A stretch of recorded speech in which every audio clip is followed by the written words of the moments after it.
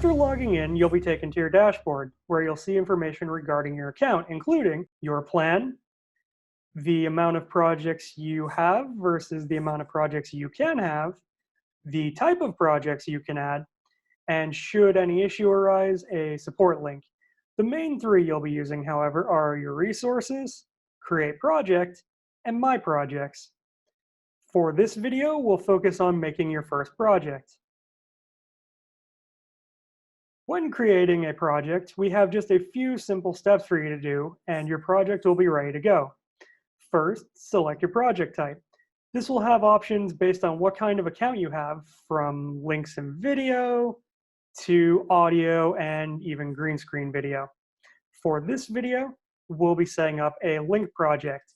When a user scans the target image you set, they'll be given a button to click, which will then send them to the link you've set. Speaking of target images, that's the next step.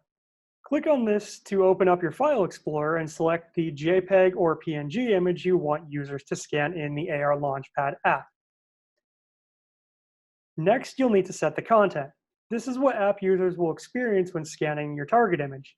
In the case of a link, this will be a URL, but other projects will have different things to type in or upload. Lastly, press Launch Project, and this will start the upload process. Depending on what kind of project you're adding, the time for this process will vary. When you're finished, you'll be taken to an info page with your project and content. Your project is now live, and users who refresh the AR LaunchPad app will be able to experience your content.